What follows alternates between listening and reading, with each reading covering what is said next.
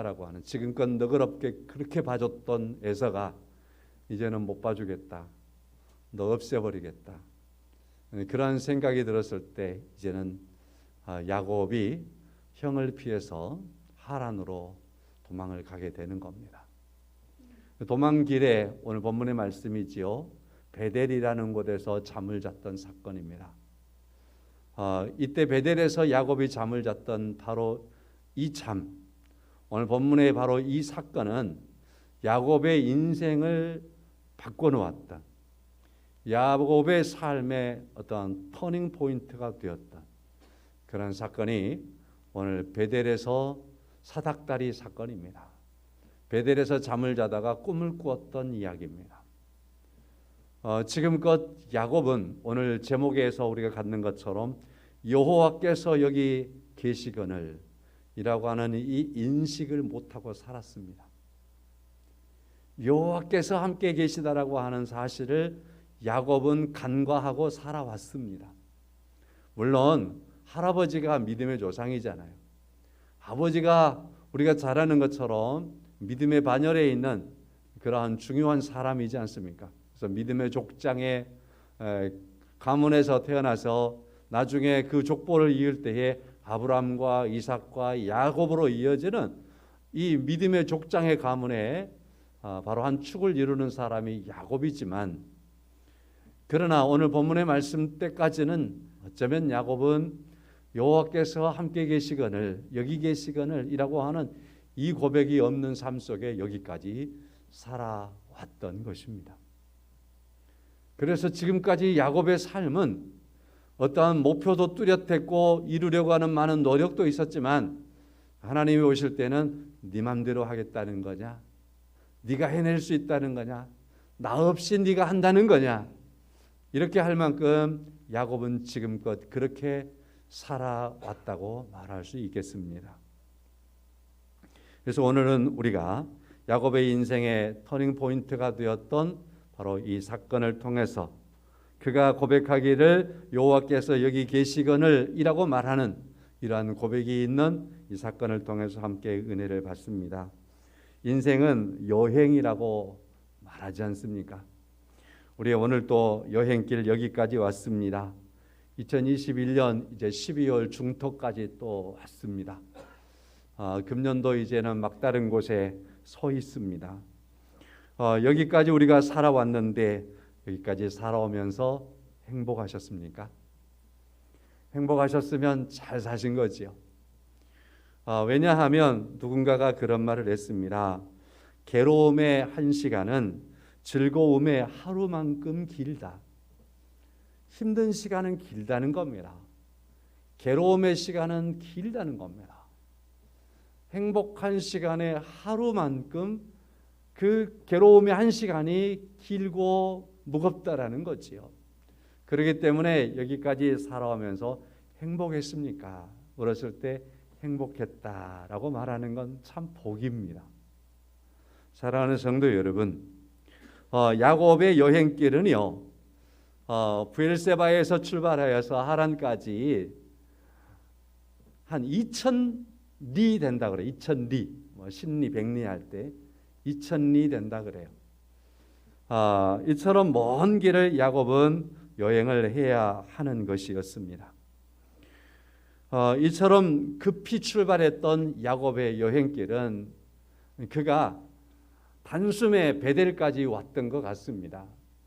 그렇지만 하루길은 아니에요. 여기까지는 한 200리 길 된다고 말할 수 있습니다. 야곱이 아버지가 이제 여러 가지 당부하잖아요. 1절부터 보면 당부의 말을 듣고 야곱이 이제 외가를 향해서 출발해서 베델에까지 왔는데, 여기까지는 한 200리 길 된다고 그렇게 알려져 있습니다. 그러니까 하루길에 올 수 있는 길은 아니죠.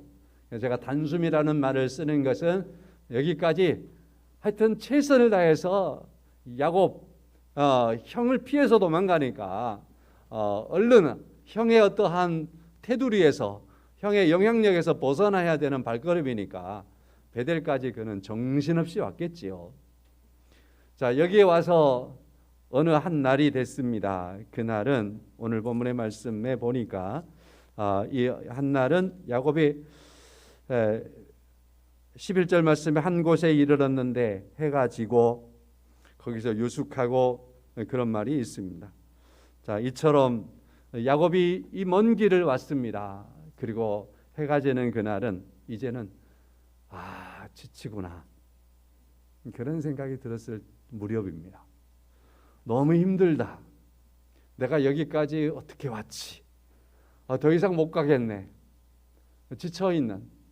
그래서 표현이 참 성경도요 그냥 무작정 쓰지는 않아요. 성경을 쓰는 기자들도 우리에게 그걸 조금 묵상하면 그 부분들을 알아차리게 해놨어요. 그러니까 11절의 말씀에 한 곳에 이르렀다. 그 어떤 곳은 해가 지고 있는 무렵이었다. 야곱이 지금 홀로 여기까지 정신없이 도망갔지만 그날 정신을 차리고 보니까 이곳에서 해가 지고 있는 거예요. 이것은 하루에서 해가 진다라는 말은 야곱의 마음도 표현해 주고 있는 겁니다. 야곱이 지금 그의 마음도 이런 상황이 됐다라는 겁니다. 더 이상 못 가겠고 여기서 유숙해야 되겠다 싶을 만큼 지쳐있는 그러한 야곱의 모습을 오늘 말씀을 통해서 우리가 만나볼 수 있는 겁니다. 성도 여러분, 야곱이 지친 것처럼 혹시나 지쳐있지 않는지요? 솔직히 말씀을 드려보면 저는 내가 지쳐있나 그런 생각들을 요즘에 많이 되돌아봅니다. 많이 되돌아보면서 정신 차리자, 다시 한번 새롭게 서보자, 그러면서 지금 좀 가다듬으려고 많은 노력들을 하고 있습니다. 우리 사회는 잘 아시는 것처럼 정치적인 잡음들이 워낙에 많기 때문에 우리를 지치게 하고 경제적인 여러 어려움의 여건들이 우리 사회를 힘들게 하고 지치게 하고 소상공인들 많이 어려워서 밖으로 튀어나오기도 하고 이제 더 이상 규제하지 말아달라고 하면서 정부를 향해서 많은 소리를 치고 있습니다. 이런 모습들을 보면 이제 지칠 만큼 지쳤구나라는 생각을 해보기에 충분한 그런 상황들이라고 말할 수 있지요. 지치고 힘든 이 시간에 여러분과 제가 오늘 야곱의 이 지쳐있는 모습 속에서 우리는 또 무엇을 볼 수 있을까? 무엇을 봐야 하는가? 하는 생각들을 하게 되는 겁니다. 야곱을 보는 듯이 오늘 시대가 지쳐있는 그런 모습을 보는데요. 야곱이 가야 할 길 이제 200리길 왔습니다. 아직도 야곱이 가야 할 길은 2000리길을 가야 합니다. 10분의 1밖에 안 왔습니다. 근데 지쳐버렸습니다. 힘들어 있습니다. 그가 더더욱 힘들어 있는 이 모습은 더 힘겨워할 수밖에 없는 것은 오늘 제목에서와 같이 여호와께서 여기 계시거니라고 하는 이 사실을 그가 알지 못하고 있기 때문이었습니다. 이걸 간과하고 있는 사람의 모습을 갖고 있었기 때문이었습니다. 그러니까 더 힘들지요. 자기 힘으로, 자기 능력으로, 자기 노력으로 자기 짐을 혼자 다 지고 감당해 보려고 했기 때문에 야곱은 지금 얼마나 지쳐 있는지 모릅니다. 그래서 야곱에게 있는 문제가 뭐냐? 이미 답을 말씀을 드렸지만 야곱에게 있는 문제는요.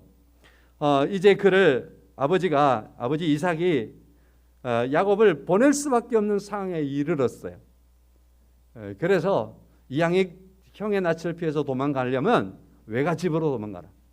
그럼 너는 결혼을 안 했으니까 외가에 가서 그 외가 라반의 그러한 식구들, 너희 애가의 식구들 가운데서 네 아내를 맞이해라.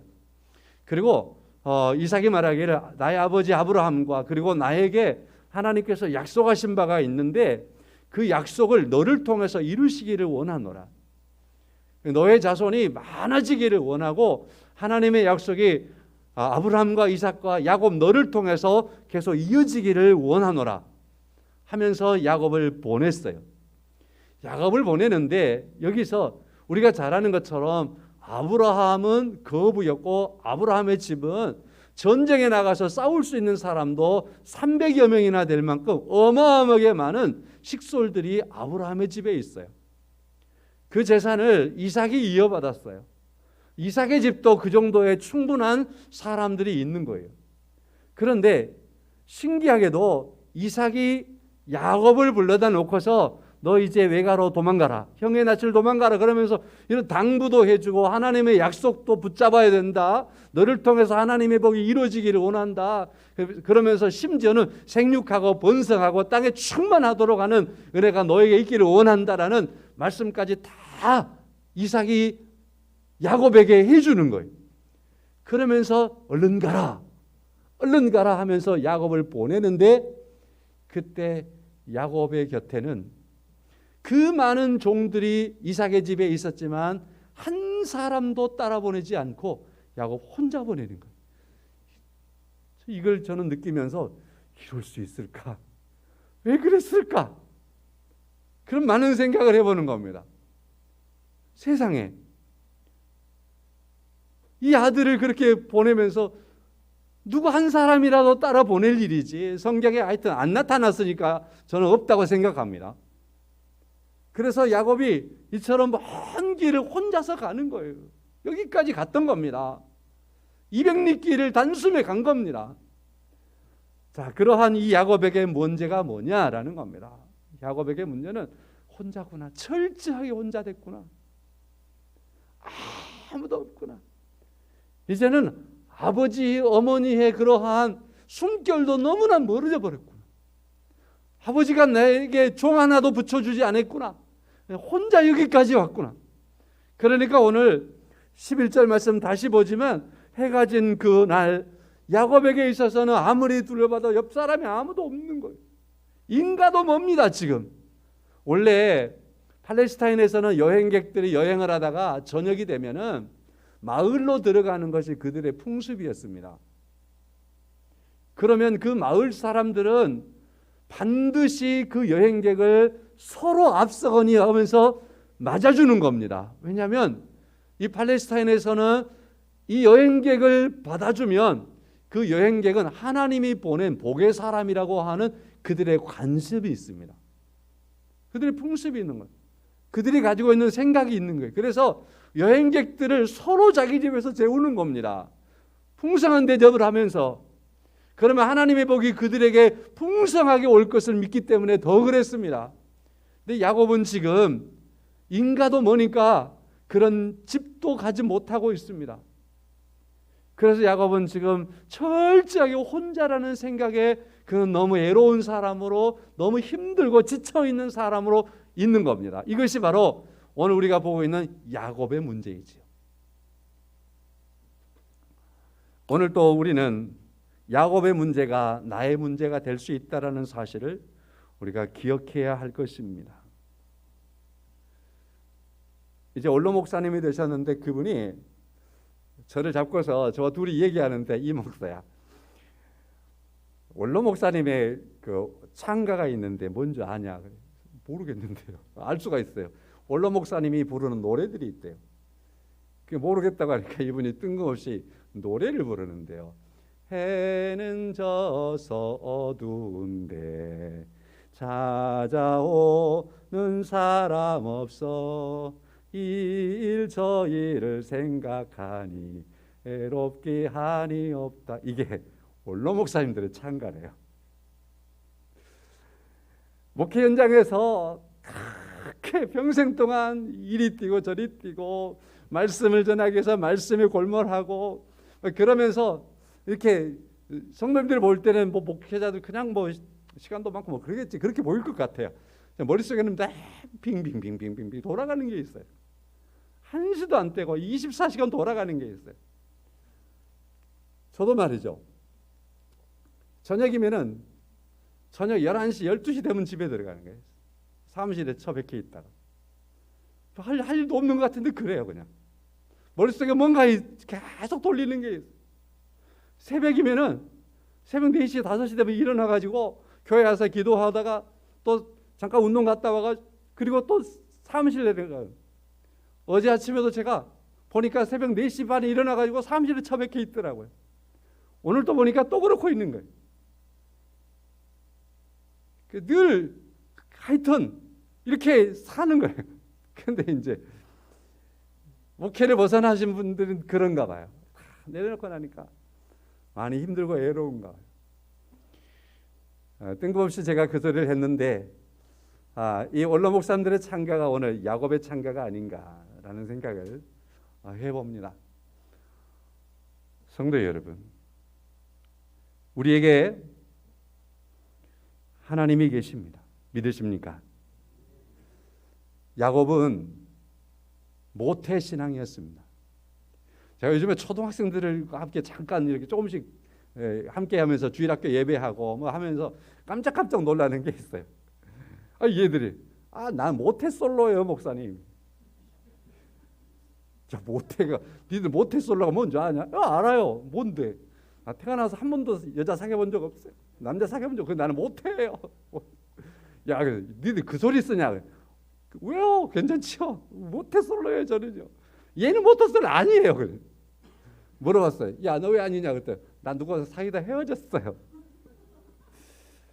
세상에. 야곱은 모태신앙이었습니다. 우리가 뚜렷하게 아는 것처럼 아브라함의 신앙, 이삭의 신앙. 자, 파스칼이라고 하는 사람이 있습니다.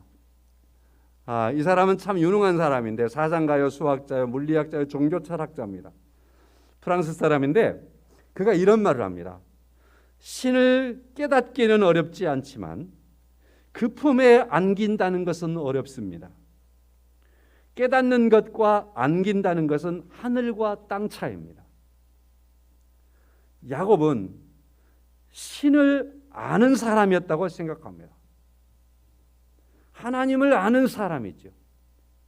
그의 환경이 아브라함의 손자로서 자랐으니, 이삭의 아들로서 자랐으니 얼마나 그 가정에서 하나님 중심으로 서 있겠습니까? 그러므로 야곱은 하나님을 아는 환경에서 자랐습니다. 하나님을 아는 사람이에요.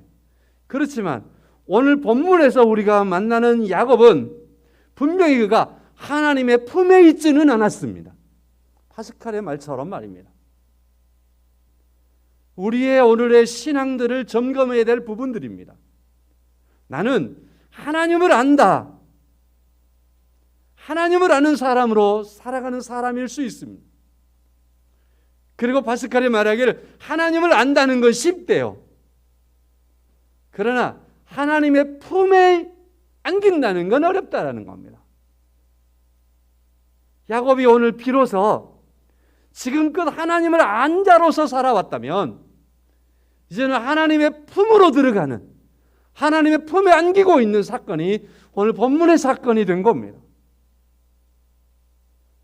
오늘 여러분과 저는 지금까지 하나님을 아는 자로 살았다면 우리는 이제는 하나님의 품에 안기는 자로 살아가야 할 줄로 믿습니다.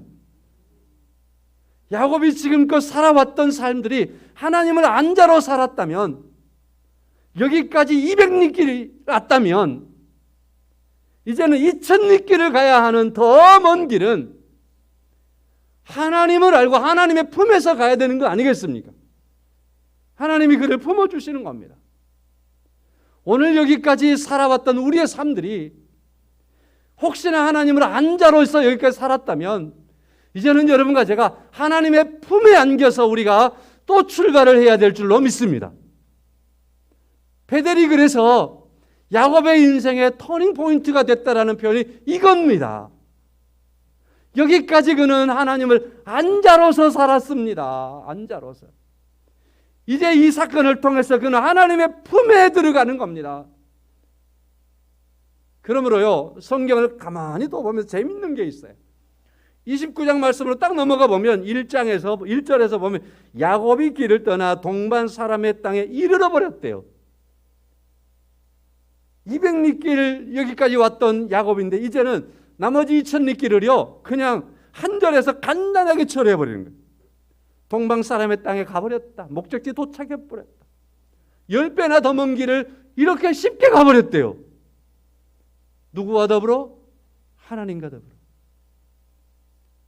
하나님과 동행하는 자로서, 하나님의 품 안에서 우리가 여기까지 살아온 것 중요합니다. 앞으로 우리의 삶 중요합니다. 여기까지 우리의 삶은 10%를 살았을 수도 있습니다. 나머지 90% 하나님의 품에서 살아가야 할 줄로 믿습니다. 그리고 이 땅에서 우리의 삶이 10%라면, 아니 어쩌면 영원한 우리의 삶은 하나님의 품 안에서 살아가야 하는 그러한 중요함이 여러분과 저에게 기다리고 있는 것입니다. 오늘 본문의 말씀에서 야곱이 12절의 말씀에 꿈에 사닥다리를 보았대요. 사닥다리가 위에서부터 아래까지 하늘 꼭대기에서부터 야곱이 누워있는 꿈꾸고 있는 이 야곱에게까지 닫아 있는 겁니다. 천사들이 오르락내리락 하고 있고, 또 야곱이 쳐다보니까 저 위에서는 하나님께서 야곱에게 말씀도 하시는 겁니다. 참 신비한 모습이죠. 13절 말씀, 또 본즉 여호와께서 그 위에 서서 이르시되 나는 여호와니 너의 조상 아브라함의 하나님이요 이삭의 하나님이라. 네가 지금껏 하나님 하는 그 환경에서 살았지, 나를 듣고 나를 아는 것로 살았지 않느냐라는 거죠. 네가 누워있는 땅은 내가 너와 내 자손에게 주리니 내 자손이 땅에 티끌같이 되어서 네가 서쪽 동쪽 북쪽 남쪽으로 쭉 퍼지겠다. 내가 너가 약속한 것을 이루겠다 하시는 약속을 하나님께서 선포해 주시고 있는 것을 볼 수 있습니다. 이 사건을 가리켜서 사닥다리 언약이라고 붙입니다. 사닥다리 언약. 이 사닥다리 언약은 하나님께서 야곱의 꿈을 통해서 이루어 주셨습니다. 하늘에 닿아 있는 이 사닥다리, 이게 뭘까라는 생각을 우리가 할 수 있어야 할 것입니다. 이따가 말씀을 조금 더 정리하기로 하고요. 그래서 야곱이 이 사실 안에서 깨달았습니다. 16절 말씀에서 깨어서 이르되 여호와께서 과연 여기 계시거늘 내가 알지 못하였도다. 이제 알았다라는 표현이죠. 이제 알았다. 하나님께서 나와 함께 하셨다는 것, 하나님께서 여기에 나와 함께하고 계시다는 것, 앞으로도 하나님께서 함께 하신 것을 이제 알았다라고 고백을 하고 있는 것을 볼 수 있습니다. 세상에 아버지가 종 하나도 안 붙여줬는데, 혼자 애로운 줄 알았는데, 혼자 힘들게 걸어왔는데, 이제 남은 길을 어떻게 가지 하고 주저앉아 버렸는데, 어두운 캄캄한 밤이 다가온 것처럼 야곱의 앞에도 그렇게 어둠의 절벽이 그를 가로막았는데, 이제 야곱이 하나님께서 그와 함께 하시다는 사실을 분명하게 깨달았기 때문에 이제 야곱은 혼자가 아니었습니다. 하나님이 함께 하심이었습니다. 12월 중순에 접어들었습니다. 금년 하나님의 품에서 살아오셨는지요? 우리가 이런 부분들을 한 번쯤 이런 말씀들을 통해서 점검을 해야 합니다. 지성에서 영성으로라고 하는 책을 썼던 이어령 교수님이 있는데, 이분이 이제 80대 중반이 넘어가셨더라고요. 그분의 따님께서 목사님이셨어요. 근데 위암으로 50대 중반에 돌아가셨고, 그러면서 그가 병 안에 있으면서 이어령 교수 아버지를 전도하죠. 죽어가는 딸이 아버지를 전도하는 거예요. 죽어가는 딸이. 다른 것도 아니고 목사된 딸이 위암에 걸려서 죽어가는 거예요. 자, 그럴 때 이 딸이 하나님이 어떤 분인가, 구원이 무엇인가, 죽음 이유가 뭔가, 부활이 뭔가 하는 것들을 아버지에게 설명을 하고 아버지를 전도를 한 겁니다. 이 머리로만 모든 것을 생각하는 이 지성인이었던 아버지를 영적인 사람으로 바꿔낸 게 이 딸의 죽음의 사건이죠. 그래서 이어른 교수는 죽음에 대한 것을 통해서 하나님을 만난 사람입니다. 죽음에 대한 것들을 많이 묵상한 사람이죠. 그래서 그는 죽음에 대한 이야기를 누구보다도 많이 했다라고 스스로 말하는 겁니다. 최근에는 이어령의 마지막 수업이라고 하는 책을 그가 또 냈더라고요.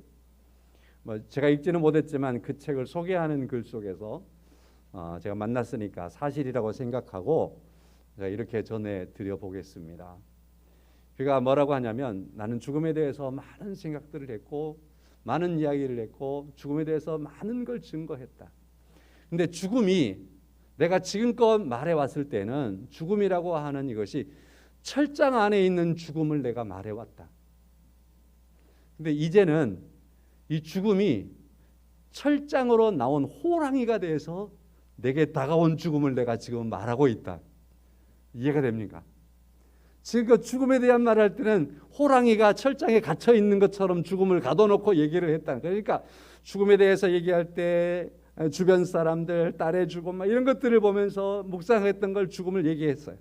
이제는 이 죽음이 자신에게 막 자신을 잡아먹으려고 철장 밖으로 나와서 호랑이가 자기를 잡아먹으려 한 것처럼 달려드는 그러한 모습으로 죽음을 지금 느끼고 있다. 그러면서 이 죽음 앞에서 하나님의 사람은 어떻게 서야 하는가?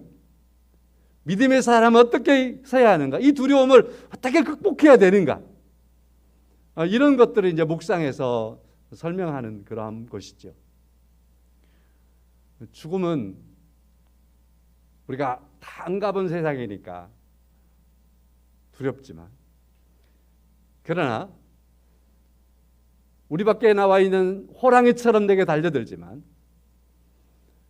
하나님 안에서 이 죽음을 만나면 여러분과 저는 그것을 하나님께 나아가는 중요한 그러한 사연으로 우리의 죽음들을 맞이할 수 있다 믿습니다. 죽음의 두려움을 극복하는 소중한 믿음의 사람의 그러한 고백을 이렇게 만나보고요. 성도 여러분, 우리의 사닥다리는 뭘까요? 그러면 우리의 사닥다리가 있어야 돼. 야곱의 사닥다리가 있었듯이 우리의 사닥다리가 있어야 되는데, 여러분과 저의 사닥다리는 무엇일까요? 간단하게 정리하겠습니다. 여러분과 저의 사닥다리는 뭐냐? 이 사닥다리가 야곱에게로부터 하나님까지 연결해 주었단 말이죠. 이 사닥다리는 그래서 사닥다리이지만 또 다른 의미로는 연결이라는 의미를 갖습니다. 그래서 이쪽에서 저쪽까지 연결을 해줘야만이 되는 것. 다리가 있겠죠. 다리. 이러한 것들이 사닥다리의 역할입니다. 여러분과 저로 하여금 죽은 자리에서 산자로 연결할 수 있는 게 뭘까요? 우리를 죄악과 어두움과 그리고 사망과 이러한 것으로부터 구원과 생명으로 우리를 연결해 주는 것이 무엇일까요? 우리로 하여금 범죄로 말미암아서 영원히 죽을 수밖에 없었던 우리가 하나님의 품 안에 안길 수 있는 그러한 곳으로 우리를 연결해 주는 우리의 사닥다리가 무엇일까요? 이미 답을 아셨을 줄로 압니다. 우리의 사닥다리는 예수 그리스도이십니다. 믿으십니까? 예수님이 없으면 우리는 하나님의 품에 안길 수 없습니다. 우리가 하나님의 품으로 함께 해주시는 우리의 중보자 되시는 사닥다리이십니다. 예수님만이 하나님께 나아갈 수 있는 유일한 통로, 길, 진리가 되시는 사닥다리이십니다. 우리를 은혜의 보좌로 나아가도록 통로를 여시는 사닥다리가 예수 그리스도이십니다.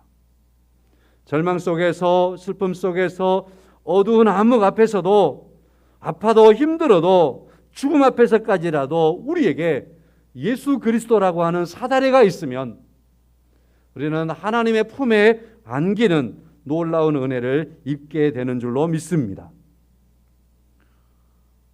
행동하는 신학자로 알려진 본헤퍼라고 하는 독일의 신학자가 있었습니다. 이분이 미국에서 공부를 하고 이 목사님이 교수직에 임용이 되어서 그런 미국에서 그의 앞날을 아주 활발하게 화려하게 펼쳐갈 수 있었습니다. 그런데 고국에 대한 소식이 뭐냐면 히틀러에 의해서 전쟁이 일어나고 히틀러 정권이 기독교를 말살하고 사회를 암울하게 만들고 우리가 잘 아는 것처럼 히틀러는 인류의 적이라고 말할 수 있을 만큼 그런 인물이잖아요. 이 히틀러가 모든 정권을 잡고 쥐어잡고 있다라는 이 소식을 알고서 이 사람 미국의 모든 사람들을 청산해 버립니다. 그리고 독일로 돌아가는 겁니다. 그가 이런 말을 하지요. 미치광이가 운전대를 잡고 있으면 그 운전사를 끌어내야 한다. 당시에 독일의 통치자는 그가 봤을 때 미치광이였던 것입니다. 히틀러의 정권은 끌어내려야 한다. 그래서 독일로 돌아와서 그 일을 주도했습니다. 게다가 잡혀서 39살에 사형이 돼서 이 사람이 죽고 말았습니다. 그는 신학자였습니다. 그는 목사였습니다. 그래서 그는 죽음을 앞두고서 나치 정권이 무너지기 3주 전에 이 사람이 안타깝게도 교수형을 당했는데 보네퍼가 죽음 앞에서 마지막으로 쓴 시가 있습니다. 선한 능력으로라는 시를 쓴 거예요.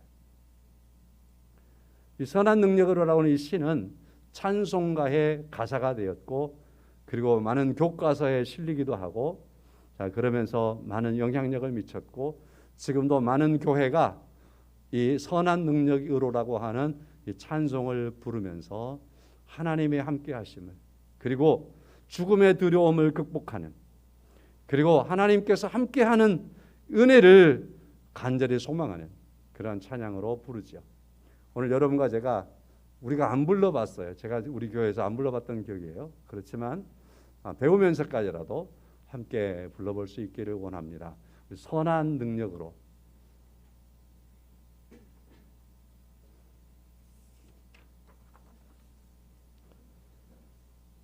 주 선한 능력으로 안으시네 그 크신 팔로 날 붙드시네. 1절 한번 반복하겠습니다.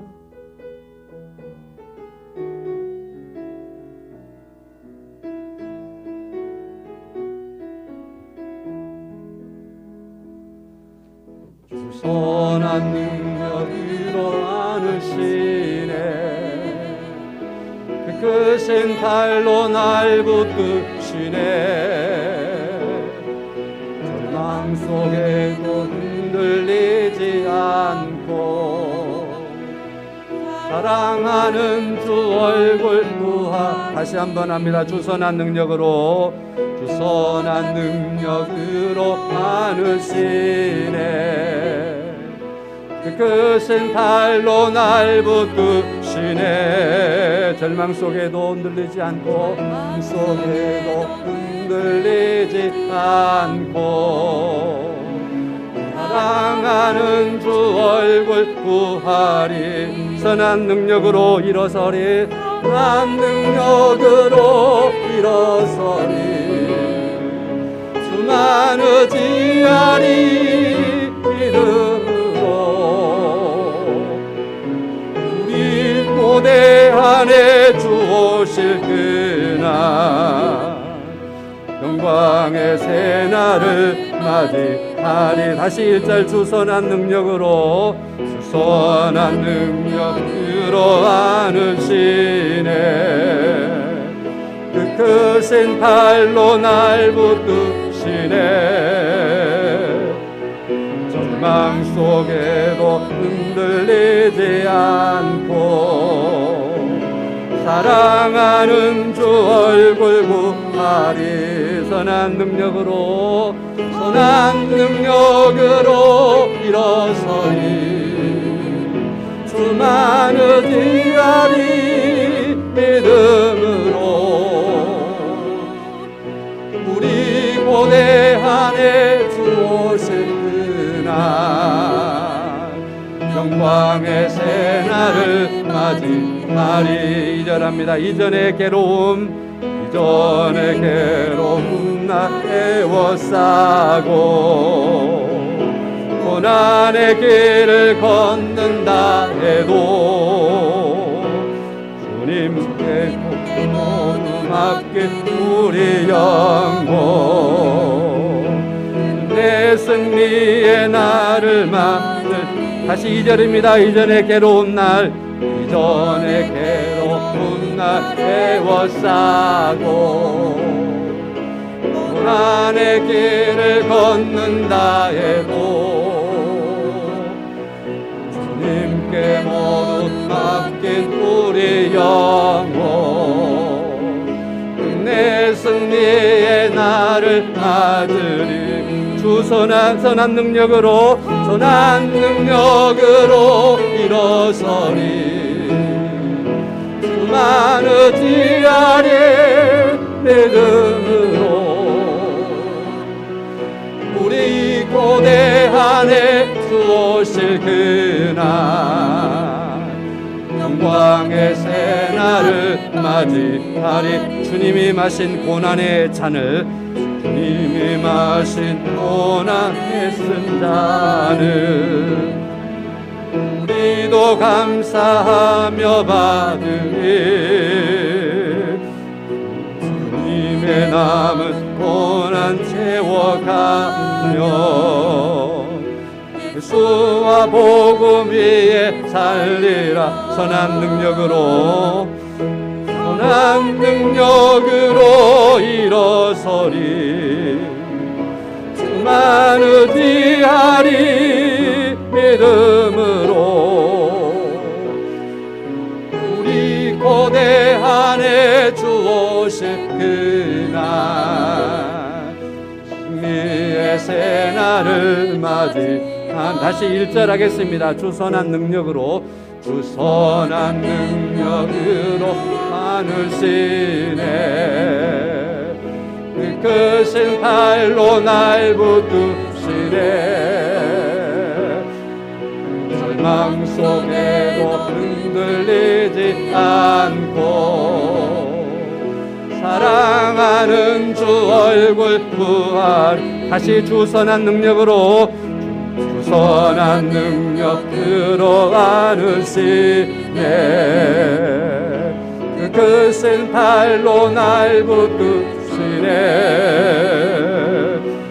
절망 속에도 흔들리지 않고 사랑하는 주 얼굴 충분히 이제 익히셨죠? 다시 1절 손 들고 하겠습니다.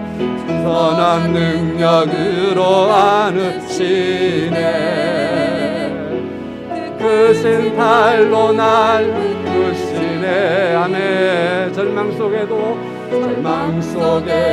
흔들리지 않고 사랑하는 주 얼굴 구하리 선한 능력으로 일어서리 선한 능력으로 일어서리 주만 의지하리 믿음으로 우리 고대한에 주 오실 그날 영광의 새날을 맞이하다 후렴하겠습니다. 선한 능력으로 일어서리 주만 의지하리 믿음으로 아멘 우리 고대한에 주실 그날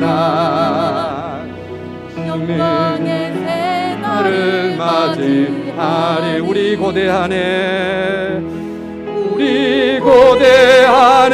주 오실 그날 영광의 새날을 맞이하리 영광의 새날을 맞이하리 아멘 봉헌하겠습니다.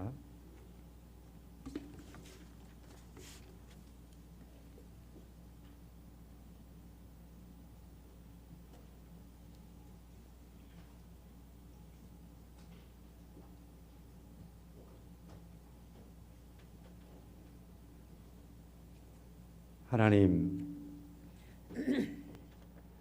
우리의 갈 길 때때로 하나님 우리는 내 능력으로 내 힘으로 여기까지 왔다 말하고 여기에 있으면서도 내가 할 수 있다라고 말하며 하나님을 놓쳐버릴 때가 많이 있습니다. 거룩하신 하나님, 그러한 우리들에게 하나님께서 찾아오셔서 하나님의 사다리를 두시고 하나님의 은혜를 폭포수처럼 쏟아 부으시고 하나님의 말씀과 하나님의 언약과 여호와 하나님의 함께 하심과 동행하심으로 우리를 일깨우신 것을 감사를 드립니다. 거룩하신 하나님 아버지, 야곱의 인생이 여호와께서 함께 계시다라는 것을 깨달음으로 말미암아 바뀌었던 것처럼 늘 우리의 삶들이 하나님이 함께 하시는 것으로 말미암아 새로워지고 또 하나님 오늘에서 내일을 향해서 나아가는 그런 삶들이 되게 하여 주시옵소서. 거룩하신 아버지 하나님, 하나님의 선한 손이, 하나님의 선한 능력이 우리들과 늘 함께 하심을 감사를 드립니다. 오늘 또 여호와 하나님 앞에 헌금하여 드립니다. 감사함으로 드립니다. 온 정성을 담아서 드립니다. 여호와 하나님 앞에 드리는 사랑하는 성도들의 마음과 정성을 받아주시고 또 하나님께서 복의 복을 더하셔서 주의 사랑하는 성도들이 하나님의 은혜 가운데 늘 살게 하시고 하나님께서 허락하시고 주신 것이 차고 넘침을 고백하며 사는 아름답고 복된 삶들이 되게 하여 주옵소서. 하나님, 코로나 확산이 또 다시 강하게 일어나고 있습니다. 언제나 사랑하는 성도들 갈 길을 지켜주시고 하나님 언제나 하나님께서 생명싸개로 감싸주시고 거룩하신 하나님 보호하셔서 건강하도록 지켜주시기를 원합니다.